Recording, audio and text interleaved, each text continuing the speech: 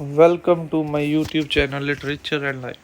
दोस्तों, आप सबका मेरे यूट्यूब चैनल लिटरेचर और लाइफ पर स्वागत है। आज इस वीडियो में मैं आपके लिए लाया हूँ पद्मिनी सेन गुप्ता के द्वारा लिखा गया prose position of women in ancient India का डिटेल्ड एनालिसिस।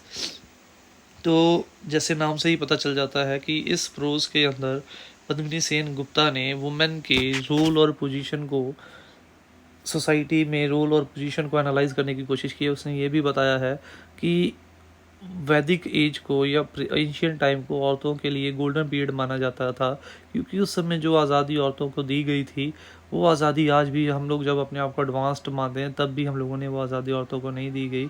और उसने ये भी कहा कि उस समय औरतों के बिना किसी भी धार्मिक जो प्रोग्राम है घर के अंदर उसे कंप्लीट नहीं माना जाता था। यही कारण है कि जब सीता माता को वनवास में भेज दिया गया था रामचंद्र जी के द्वारा, तो जब वो अश्वमेध जग कर रहे थे तो उन्हें वहाँ पे उस जग की कंप्लीशन के लिए सीता माता की सोने की मूर्ति बना के रखनी पड़ी थी। इसके साथ साथ उन्होंने ये भी बताया कि उस समय औरतों के पास बड़ी प्रिविलेजेस होती थी। उनके पास अपने हस्बैंड को चूज़ करने की फ्रीडम होती थी। विडो री मैरिज काफ़ी जगह पे पॉपुलर थी। चाइल्ड मैरिज जो थी वो उस समय प्रचलित नहीं थी। सती कस्टम भी नहीं थी। बट वो कहती है कि पता नहीं कब ये गिराव आना धीरे धीरे करके वुमेन की जो पोजीशन के अंदर गिराव आना शुरू हो गया।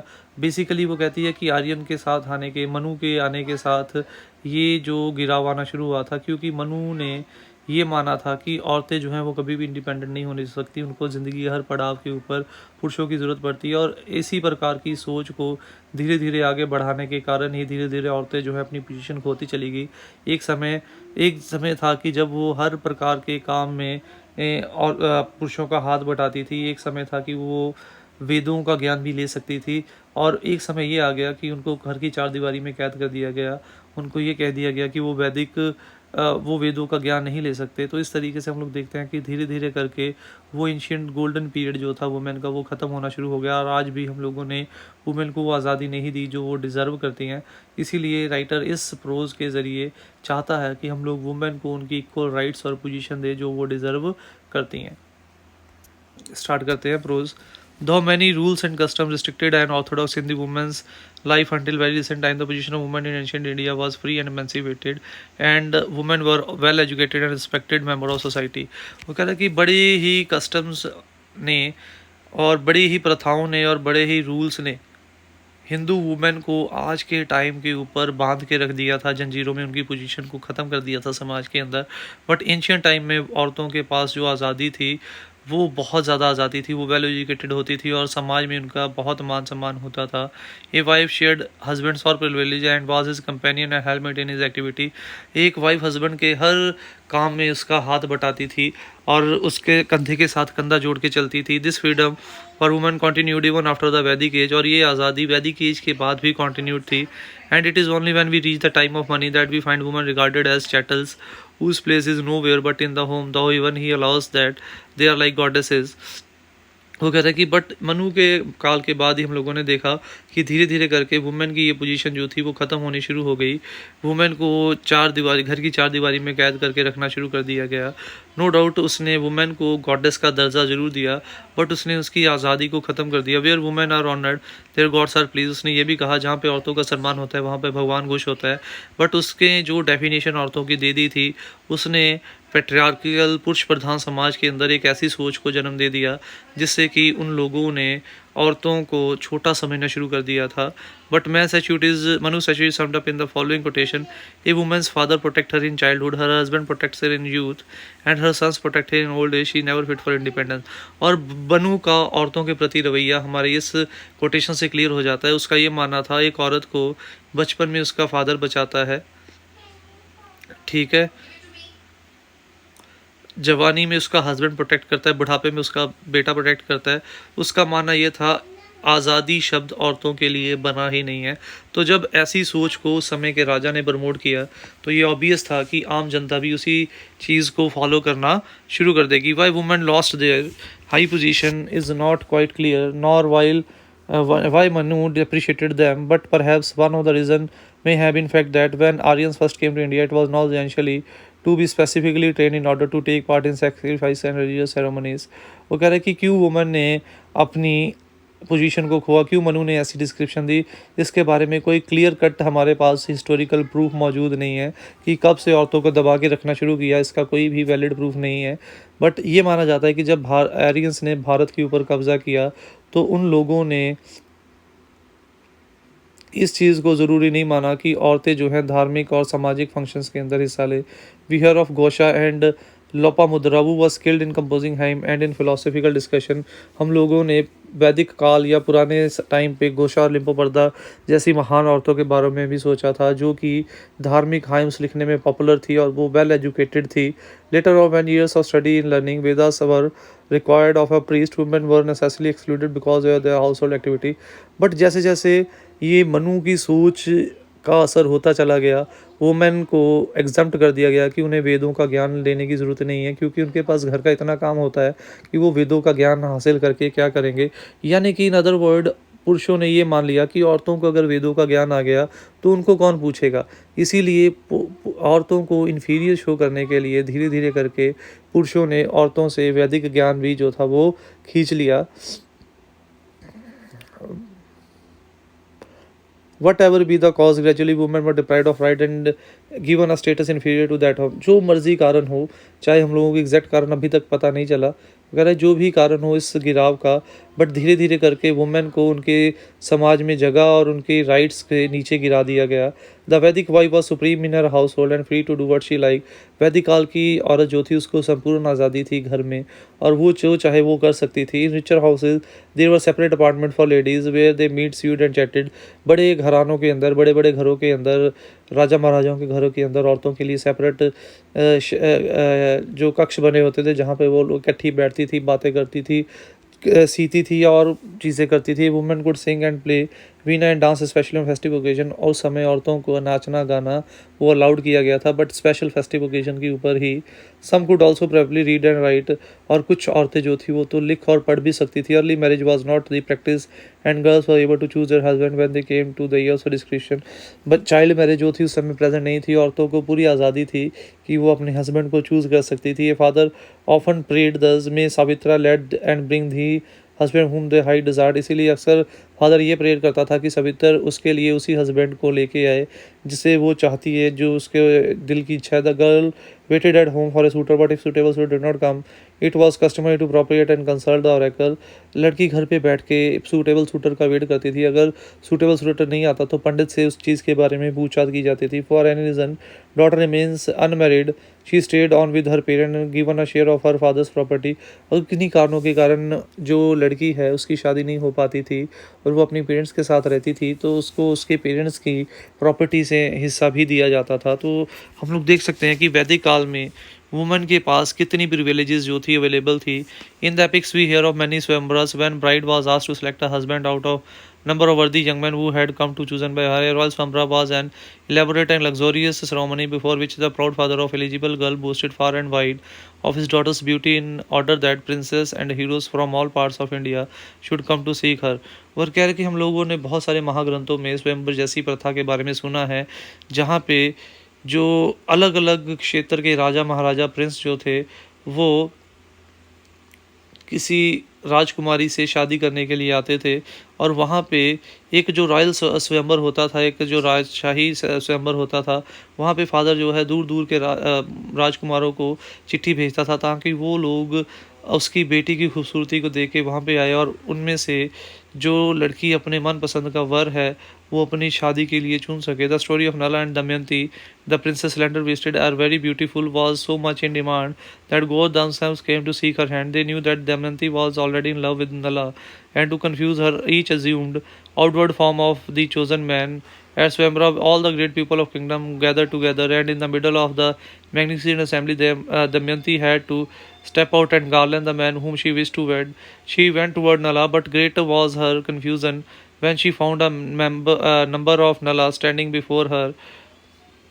तो वो कहता है कि इसके लिए मैं आपको स्टोरी ऑफ नल और दमयंती के बारे में बताती हूँ। नल और दमयंती दोनों एक दूसरे को बहुत प्यार करते थे, बट दमयंती जो थी एक राजकुमारी थी, और जब उसका स्वयंवर रखा गया तो उसकी खूबसूरती से प्रभावित होकर देवताओं ने भी उस स्वयंवर में हिस्सा लिया। और देवताओं को पता था कि ये पहले से ही नल से प्यार करती है और इसीलिए सभी देवताओं ने नल का रूप धारण कर लिया। और ऐसे में उसका कन्फ्यूज़न बहुत बढ़ चुका था कि वो इतने सारे नलों में से असली नल को किसे चुने। With all her heart, she wanted to choose the correct man. She therefore prayed to the god for guidance, saying that in her mind she already betrothed Nala, and that no chaste maid could love one and marry another. The othermost god then, feeling pity for her, gave her signal she wanted. She looked around and found all the Nalas present in only one shadow. Only a mortal could cast a shadow, and therefore he must be her beloved. She duly garlanded him and the other Nalas resumed their god-like shape. But जब उसका confusion बढ़ गया तो उसने भगवान के आगे प्रार्थना की कि वो पहले से ही नल को अपना जो पति है वो स्वीकार कर चुकी है और एक अच्छी जो औरत है वो कभी भी एक पुरुष से प्यार और दूसरे से शादी नहीं कर सकती। इसीलिए उसने भगवान से प्रार्थना की वो उसे कोई इशारा दे जिससे कि उसे असली नल की पहचान हो सके। तो तभी उसको जो डिज़ायर्ड उसकी इस प्रार्थना के पिघल के भगवानों ने उन सभी भगवानों ने या गॉड्स ने उनको एक इंडिकेशन दी कि वहाँ पे मौजूद सभी नला में से एक ही की परछाई नज़र आ रही थी और परछाई सिर्फ इंसानों की नज़र आती है। और उस तरीके से दमयंती ने सही नल के साथ शादी की और बाकी जो गॉड्स थे उन्होंने अपनी असली पोजीशन जो है असली जो रूप है वो धारण कर लिए। Girls were expected to marry for love, for we read many women's are attracted by wealth of him who seeks her.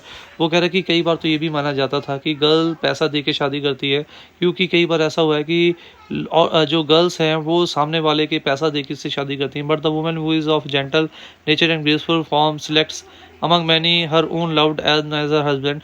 But जो एक अच्छी औरत है, जो एक सही रोल आइडियल औरत है, वो पैसा दे के नहीं, वो उसी शख्स को अपना हस्बैंड चुनती है जिसे वो दिल से प्यार करती है। It was, however, usual for the wife to take a dowry to her husband, and the bride's father loaded her with ornamental and rich garments for wedding. The standard of morality was high and marriage was indissoluble. तो पर दाज प्रथा तब भी मौजूद थी। अक्सर जो पिता है वो बहुत सारी कीमती गहने और जेवरात जो दे भेजता था बेटी के साथ अपने उसके पति के घर। बट उस समय मोरालिटी बहुत हाई थी। शादी को एक अब ऐसा हिस्सा माना जाता था जिसे कि मौत से ही ख़त्म किया जा सकता है। The marriage ceremony was pleasing one and many prayers were address to the happy bride which we few may be posted में। जो शादी की प्रथा थी वो बहुत ही खुशियों भरी होती थी और अक्सर शादी के समय अलग अलग प्रार्थनाएं की जाती थी दूल्हा और दुल्हन की खुशियों के लिए। May Pushan lead thee by hand from this place, may to Ashwin lead thee in chariot, go to your house and be the mistress of all, exercise thy authority of all the house, may thou have influence over thy father-in-law and over thy mother-in-law, and be as a queen over thy sister and over thy brother-in-law। तो इस तरीके से अलग अलग भगवानों को पूजा की जाती थी कि वो भगवान उसको गाइड करे कि वो जब अपने इन लॉज के घर जाए वहाँ पे उसको पूरी आज़ादी मिले, वो अपने इन father in law mother in law के ऊपर के लिए एक अच्छी बहू साबित हो, अपने सिस्टर इन लॉ और अपने ब्रदर इन लॉ के लिए भी एक अच्छी भाभी साबित हो। तो इस तरीके से बहुत सारी प्रार्थनाएं बहुत सारी विशेष के साथ लड़की को उसके घर से उसके इन लॉज के घर की तरफ भेजा जाता था। Your wife young wife was evidently by no mean treated, और वाइफ के साथ किसी प्रकार का भी गलत बिहेवियर उसके इन लॉज के घर नहीं किया जाता था, बल्कि उसको घर की लक्ष्मी मान के रखा जाता था। The husband usually took his young bride with such unique word by right hand for happiness I take thee that may reach old age with him। और अक्सर पति भी अपनी वाइफ को ये कह के अपने साथ लेके जाते थे कि मैं ये विश करता हूँ कि हम लोग दोनों इकट्ठे ही बूढ़े हों। दाई हस्बैंड आर्यमान गेव थी मी टू रूल ओवर दाई, और हम आर्यमान हमें ये शक्ति दे कि हम दोनों मिलजुल के अपने घर को अच्छे ढंग से चला सकें। In later times when polygamy was common, a wife in her anger and perhaps mutter incantation। फिर बाद के टाइम जब एक से ज़्यादा शादियां जो थी वो कॉमन हो चुकी थी, अक्सर गुस्से में जो पत्नी है वो ये कहती थी blow thou rival away I make my husband only mine, कि दूसरी वाइफ को जो है भगवान भुला दे और उसका पति केवल उसका हो जाए। Sometime there must have been unpleasantness between the members of large joint family which existed in ancient India, and bride was often blessed with words such as the following: let the wife calm and gentle, speak words sweet as honey to lord। तो कई बार बड़े घरानों के अंदर जो लड़ाई भी हो जाती थी, जो जैसे कि अब भी होती है, बट उस समय भी औरतों से ये एक्सपेक्ट किया जाता था कि वो जेंटल नेचर की हो और स्वीटली बोले। No brother hate is brother, वो ऐसी हो कि भाई का भाई से प्यार कम ना हो पाए। unanimous with one stress, speak your speech in friendliness. In this message we can see the term of gentle, just, courteous, kind and generally vivid in. तो इस तरीके से हम लोग देख सकते हैं कि औरत को किस तरीके से हमारे महाग्रंथों के जरिए पेश किया गया है. The movement of ancient India, like the great majority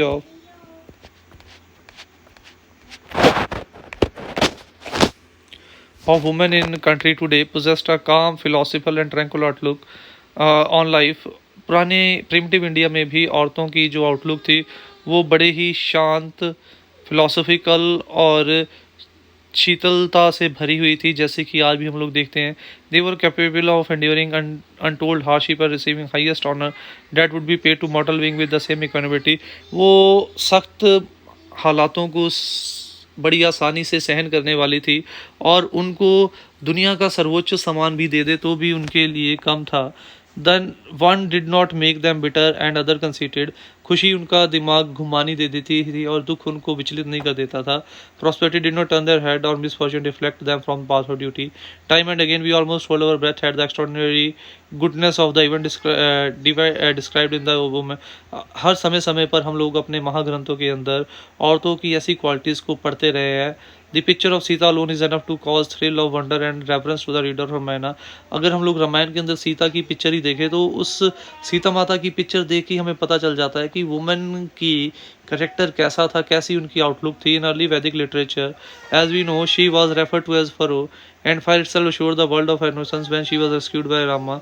और उनको अर्ली वैदिक एज में फरो भी कहा गया था और फायर ने उनकी पवित्रता को प्रूफ भी दिया था जब रामचंद्र जी ने उनको रावण के पास से छुड़ाया था तो उन्होंने अग्नि परीक्षा दी थी. Sita is ideal which every true hearted Indian women desires to emulate. Sita वो रोल मॉडल है जिसे हर भारतीय नारी जो है वो उसके जैसा बनना चाहती है. A striking characteristic of Hindu women of old is that they took no delight in revenge, but almost always forgave those who had done evil to him. Draupadi's attitude toward Ashwatthama, who killed her 5 sons, is classic example of this strange attitude of forgiveness. For when she was asked by her husband whether Ashwatthama should be killed and sent to Chase, he replied, "No, let not. Gautami, his mother, and the devoted wife husband weep for the loss of his son, as I am weeping for my sons at present." और primitive time से औरतों के अंदर बदले की भावना नहीं दिखाई गई थी और उनके अंदर फॉरगिवनेस, माफ़ कर देने की क्वालिटी वो बहुत भरी हुई थी. इसके लिए एक एग्जांपल कोट की गई है कि द्रौपदी के 5 बेटों को जब अश्वत्थामा ने मार दिया तो जब उसके पतियों ने द्रौपदी से पूछा कि अश्वत्थामा को मार दिया जाए या उसे जेल भेज दिया जाए तो द्रौपदी ने ये जवाब दिया कि वो नहीं चाहती कि अश्वत्थामा की माँ गौतमी भी उसी प्रकार से रोए, उसकी वाइफ भी उसी प्रकार से रोए जैसे कि द्रौपदी अपने मर चुके बेटों के लिए रो रही है. द वैदिक women shared the social and religious duties of her husband. वैदिक काल की जो औरतें थी वो अपने हस्बैंड की सामाजिक और रिलीजियस ड्यूटीज भी साथ निभाती थी. Window remarriage was not common. विधवा की दोबारा से शादी जो थी वो इतनी पॉपुलर नहीं थी. Though a childless widow was allowed to marry her husband's brother. However जिस विधवा का कोई बच्चा नहीं होता था उसको उसके हस्बैंड के ब्रदर के साथ शादी करने की परमिशन दे दी गई थी. Sati was not an early Indian custom. Sati प्रथा भी प्रिमिटिव भारत में मौजूद नहीं थी. In fact the world of priest at the husband funeral was nothing if not encouraging the widow rise of woman thought lying. इसीलिए उसके पति की डेथ के समय भी जो पंडित होता था वो उसको encouraging ही वर्ड देता था, become the wife of him who hold thy and willing to marry. और इसीलिए वो उसको ये भी कहता था कि अगर कोई तुमसे शादी करना चाहता है तो तुम शादी करने के लिए जा सकती हो. Doctor Rajendra Mitra commenting on the funeral ceremony says the री मैरिज ऑफ विडोज इन वैदिक time was a national custom. वो कहते हैं कि री मैरिज ऑफ विडो जो थी वैदिक काल में एक नेशनल कस्टम बन चुकी थी. And can be describe by variety of proofs and argument the very fact of Sanskrit language. और इसको हम लोग संस्कृत लैंग्वेज के बहुत सारे शब्दों के जरिए प्रूव कर सकते हैं, जैसे कि वर्ड्स हैं दिदा बिशु a man that has married. दिदा बिशु उस पुरुष के लिए शब्द इस्तेमाल किया जाता है जिसने एक विधवा औरत से शादी की है. पारापूर्वा उस औरत के लिए यूज़ किया जाता है जिसका एक दूसरा पति है. परम भरवा a son of women by her second husband उस बेटे के लिए यूज़ किया जाता है जो बेटा उसके दूसरे पति से हुआ। तो ये सारे के सारे ये शब्द शो करते हैं कि अगर संस्कृत में इन शब्दों की जगह थी तो इसका मतलब तो ये था कि प्रिमिटिव इंडिया के अंदर, पुराने भारत के अंदर जो संस्कृत लैंग्वेज के अंदर ये शब्द थे, तो इसका मतलब ये था कि विडो रीमैरिज बहुत लंबे समय थे, विधवा विवाह जो था वो बहुत लंबे समय से चला आ रहा था। बट बाद में इस विवाह को क्यों ख़त्म कर दिया गया, जैसे ये नहीं क्लियर हुआ कि रोल ऑफ वुमेन वुमेन को किस तरीके से उनके रोल से डिग्रेड कर दिया गया, वैसे ये भी क्लियर नहीं हो पाया। Neither did widows have to give a bearing ornament shave their heads, जैसे कि बाद में होता था कि विधवा को अपने गहने उतारने पड़ते थे, उनके बाल काट दिए जाते थे। वैदिक काल में ऐसी कोई प्रथा नहीं थी। Even Manu stricture did not make it obligate women to come in society, यहाँ तक कि मनु के काल में भी सती कस्टम को एक कंपलसरी जो प्रथा नहीं माना गया था। She could live on if so wished but should pass rest of her day in deep austerities, वो चाहे तो जी सकती थी बट उसे बाकी की ज़िंदगी जो है वो साध्वी बन के या सिंपलिसिटी से गुजारनी थी। It is obvious that Sati was often voluntary because window generally felt life would be worthless without, इसीलिए उस समय जो सती प्रथा थी वो ज़्यादातर लड़की की अपनी मर्जी से होती थी, क्योंकि कई बार उन्हें ऐसा लगता था कि जब उनका पति नहीं रहा तो उनकी ज़िंदगी भी किसी काम की नहीं रही। A woman's legal position even in early time was not secure for she was considered husband property, but उस समय भी वुमेन की लीगल पोजीशन जो इतनी सिक्योर नहीं थी, उस समय भी औरतों को अपने पति के पैर की जूती या प्लेथिंग समझा जाता था। Manu latterly stated a wife, a son and slave he declared to have no property, the wealth which they earn is required from him। तो मनु ने बाद में एक और डेफिनेशन दे दी कि एक पत्नी, एक बेटे और एक गुलाम की कोई प्रॉपर्टी नहीं होती, क्योंकि वो उसी की प्रॉपर्टी है जिनके लिए वो काम करती है। Vashishtha consider woman as a property, but another lawgiver Yajnavalkya said after the death of a father let a mother also inherit equal share। वहीं पे वशिष्ठा ने भी यही कहा कि वुमेन मैन की प्रॉपर्टी है। वहीं पे यजनवल्क्य ने ये कहा कि फादर की मृत्यु के बाद मदर को भी प्रॉपर्टी से एक हिस्सा देना ज़रूरी है, ताकि मदर को उसकी बाकी की ज़िंदगी में किसी प्रकार की प्रॉब्लम ना हो। In spite of Manu's ideas of women, it has been stated that in court that an unmarried daughter is entitled to 1/4 of the share of the father's property, but their share is in charge of the brother who may give it to a dowry to a sister। वो कह रहा है कि अगर एक बेटी की शादी नहीं हुई है तो उसे भी अपने फादर की प्रॉपर्टी से 1/4 हिस्सा दिया जाता था, बट उस प्रॉपर्टी का इंचार्ज जो था उसका भाई होता था, जो शादी के वक्त उसे दहेज के रूप में वो प्रदान कर देता था। But this share is in the this was the custom even in Vedic days, whether the portion was exactly 1/4, और ये कस्टम वैदिक काल में भी प्रचलित थी, बट पोर्शन कितना था वो श्योर नहीं था। If there was no son property in the Vedic time went to the daughter son, अगर घर में बेटा नहीं होता था तो प्रॉपर्टी जो थी वो बेटी के बेटे को चली जाती थी। Laws of inheritance however confusing and contradicting require detail study. तो हम लोग यहाँ से देख सकते हैं कि लॉ ऑफ इनहेरिटेंस जो बहुत कंफ्यूजिंग थे और उनकी डिटेल स्टडी हम लोगों के लिए ज़रूरी है अगर हमको पूरे तरीके से समझना चाहते हैं। The chief occupation of woman was domestic. Most of time was devoted looking after the house. We have already seen how she welcomed husband home with curd and gruel. The custom that a wife should not partake meal until Lord must have taken was an old one and still prevail in Orthodox temple। तो औरतों का मुख्य काम माना जाता था घर का काम, और हम लोगों ने देखा है कि किस तरीके से औरतें अपने हस्बैंड को काम के लिए घर आने के वक्त किस तरीके से वेलकम करती थी। और ये कस्टम की औरतें तब तक खाना नहीं खा सकती जब तक पति ने नहीं खाया, ये भी बहुत प्रिमिटिव है और आज भी भारत के बहुत सारे रूढ़िवादी और बैकवर्ड एरियाज में ये प्रथा चल रही है। A woman days begin with cleaning and sweeping her house, smearing the floor with cow dung and probably decorating with the rice flour. औरत का दिन की शुरुआत जो होती थी घर की साफ़ सफाई के साथ होती थी, और वो साफ़ सफाई काऊ के डंग के साथ की जाती थी, और घर के ऊपर वो रंगोली भी बनाती थी। Another duty was to rise early, bath and don cloth clean. दूसरी ड्यूटी ये थी कि सुबह जल्दी उठना है, खाना बनाना है और कपड़ों को धोना है। Women's main duties according to Manu were to manage the house and attend the family. और मनु के अकॉर्डिंगली औरत का मेन काम था घर की रिस्पॉन्सिबिलिटीज़ को फुलफ़िल करना और फैमिली बजट को मेंटेन करके रखना। A wife always accompanied her husband to the altar to offer the daily sacrifice and it was impossible for husband to perform sacrifice without her। पर ये माना जाता था कि कोई भी धार्मिक या सोशल फंक्शन औरत की प्रेजेंस के बिना कंप्लीट नहीं माना जाता। Cooking took up a great part of her time in even her household। For the wife usually took it upon herself to cook her husband meal. जो खाना बनाना है उसका ज़्यादा समय वो ही लेता था। और इवन बड़े घरों के अंदर जहाँ पे नौकर चाकर भी होते थे, वहाँ पे भी औरतें अपने पति के लिए खाना खुद बनाना पसंद करती थीं। She had to extract the soma juice drawing water from well. उसे सोमा जूस एक्सट्रैक्ट करना पड़ता था, कुएं से पानी, हस्क में से गेहूँ निकालने पड़ते थे, फिर आटा बनाना पड़ता था। But the remark fact that she was also in charge. सबसे इंपॉर्टेंट चीज़ ये थी, इन सभी कामों के साथ साथ घर के खर्चे की भी उसे इंचार्ज माना जाता था। And was masters in her house taking complete control of her husband earning. She was thrifty and intelligent. ये माना जाता था कि औरतें जो हैं वो बहुत ही कंजूसी से और बहुत ही इंटेलिजेंस से पैसे का इस्तेमाल करती थी। Even Manu assigns to her duty collecting the spending. और इसीलिए मनु ने भी अपनी वाइफ को ही इस तरीके की ड्यूटी का असाइन किया होता है। In Mahabharata Draupadi was in charge of Yudhishthira. ये महाभारत में भी युधिष्ठिर के खजाने की जो इंचार्ज को द्रौपदी को दिखाया गया था। And in sutras a man take up his wife advice as how to spend his income. और सूत्रा में भी यही बताया गया है कि अक्सर हस्बैंड अपनी वाइफ से एडवाइस लेता था कि वो घर के खर्च कैसे मैनेज करे। The women of India were thrifty to such extend that they even use old cloth pick for lamp. और ये इतनी ज़्यादा क्लेवर होती थी कि वो पुराने कपड़ों को भी घर की अलग अलग चीज़ें बनाने में यूज़ कर लेती थी।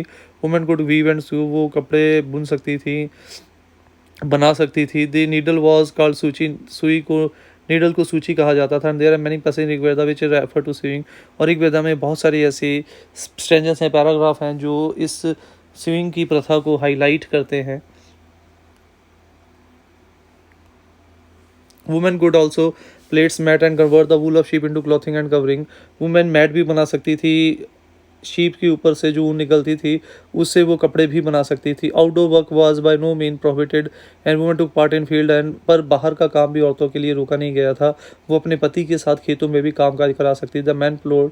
अगर पति खेत को जोतता था तो औरतें जो थी वो बीजों को उनके पीछे बोती चली जाती थी और जो वीड्स थे उसको वहाँ से निकालती थी। We find women in to in professionals usually reserve for the sex. हम लोगों ने देखा है कि वुमेन उन सेक्टर्स में भी अपना धाक जमा चुकी थी जो दूसरे प्रोफेशंस के लिए रिजर्व की गई थी।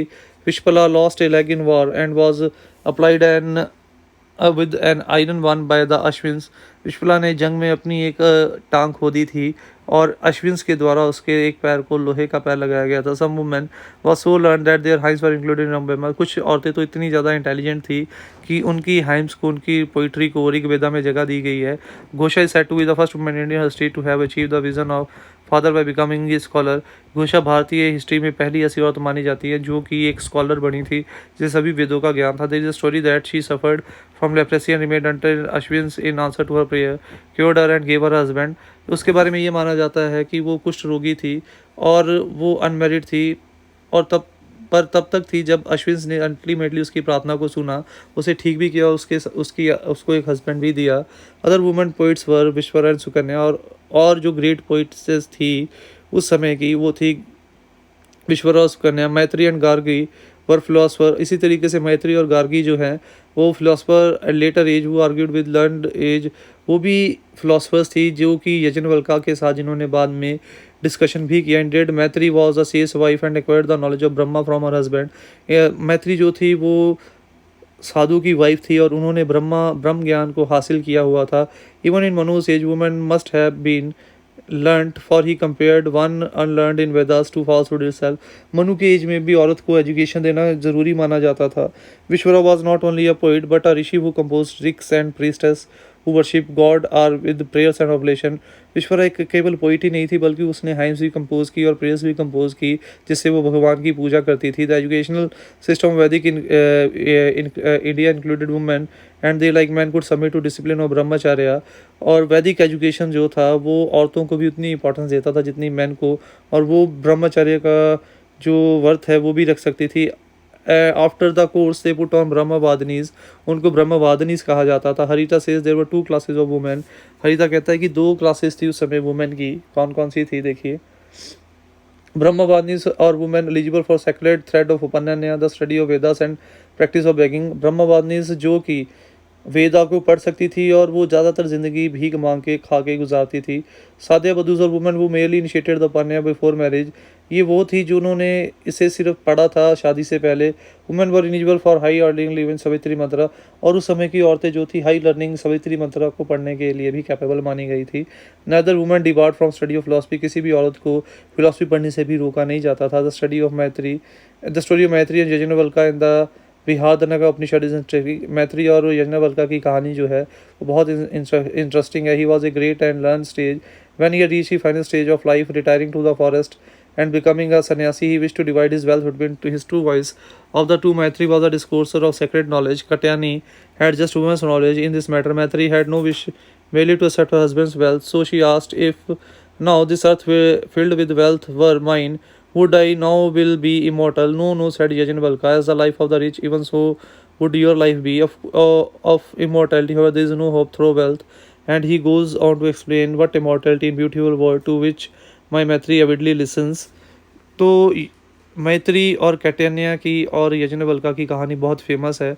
जब यज्ञवल्क्य को लगा कि वो बूढ़ा हो चुका है और वो अब सन्यासी की ज़िंदगी जीना चाहता है, तो उसने डिसाइड किया कि वो अपनी प्रॉपर्टी को अपनी दोनों पत्नियों के बीच में डिवाइड कर देगा।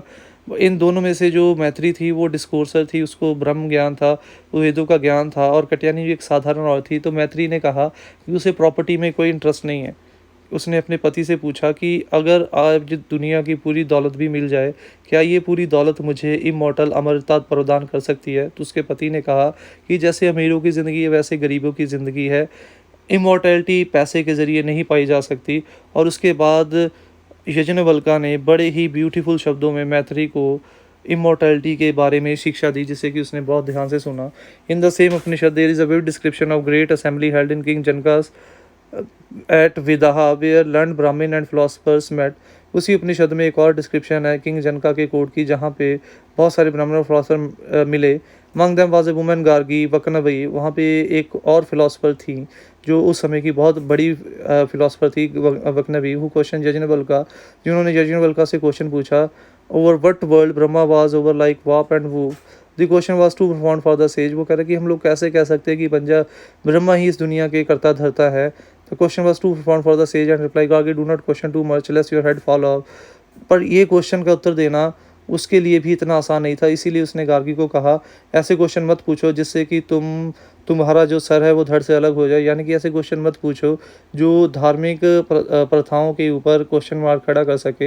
इन truth you are questioning too much about divinity about which further question can not be asked. उसने कहा कि तुम उस दिव्य शक्ति के बारे में क्वेश्चन पूछ रहे हो जिसके बारे में ज़्यादा क्वेश्चन पूछने की आज़ादी हमारा धर्म नहीं देता। Gargi do not over question their upon guardedly held और पीस। इसके बाद गार्गी ने अपने आप के ऊपर संयम रखा। It's significant that deity of learning is women which Saraswati. और ये भी बड़ी सिग्निफिकेंट बात है कि भारत में जो एजुकेशन की देवी मानी जाती है वो भी एक औरत है, that is Saraswati Mata. The teacher acharya is 10 time more venerable than sub teacher. ये माना जाता है कि जो टीचर है वो 10 टाइम्स मोर जनरेबल है सब टीचर से, उपाध्याय से। फादर 100 टाइम है और टीचर मदर जो है वो 1000 टाइम है फादर से। An admirable idea of the position of women is available in Vatsyayana's Kama Sutra. इसी तरीके से वुमेन की पोजीशन का एक बहुत ही ब्यूटीफुल जो डिस्क्रिप्शन वास्यान के काम सूत्रा के अंदर भी दिया गया है। High born women were we are told knew the shastras. ये भी माना जाता है कि जो औरतें हाई फैमिली में आती थी उन्हें शास्त्रों का ज्ञान होता था। There are also 60 branches of study which including the solving riddle completing verses recitation and other task. 64 branches मानी जाती थी स्टडी की, जिनकी औरतों को भी उस समय पूर्ण ज्ञान होता था। The wife had to be educated enough to take charge of ideal wife according to Vatsyayan. Vatsyayan के मुताबिक वाइफ को पढ़ा लिखा होना ज़रूरी था ताकि वो घर के काम काजों के अच्छे ढंग से जो देख रेख कर सके। Not only her life was wrapped up entirely on the love or service to her husband and the course, but she kept the house clean। वो कह रहा है कि उसका काम केवल अपने पति की सर्विस और प्यार देना नहीं था, बल्कि उसका काम ये भी था घर को अच्छे तरीके से साफ़ सफाई रखने, डेकोरेट करना और घर के काम काजों को पूरा करना। तो इसीलिए वास्या ने भी वुमेन के एजुकेशन के ऊपर स्ट्रेस दी थी। A remarkable sect of Indian women was found in early days of Buddhism consisting of nuns who had इसी तरीके से बुद्धिज़्म अर्ली डेज और बुद्धिज़्म में बहुत सारी भारतीय औरतों ने नन रहना प्रसिद्ध किया जो पूरी ज़िंदगी शादी नहीं करना चाहती थी रिलीजन को प्रैक्टिस करने के लिए। और इन वुमेन को सिस्टर्स और थेरी भिकुनिस और बुद्धिस्ट ऑर्डर कहा जाता था।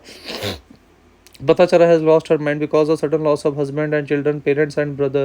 She finally came to Buddha. इसी तरीके की कहानी बताई गई है। पताचारा ने अपने सभी परिवारों को खो लिया था, इसीलिए वो पागल हो चुकी थी। फाइनली वो बुद्धा के पास आई when he was teaching and people objected her being with them, but Buddha said, sister, recover to presence of mind. लोगों ने ऑब्जेक्ट किया कि एक पागल का वहाँ पे क्या काम है, बट बुद्धा ने बड़े ही प्यार से उसको नॉर्मल किया। Neither hope to one passing to another world.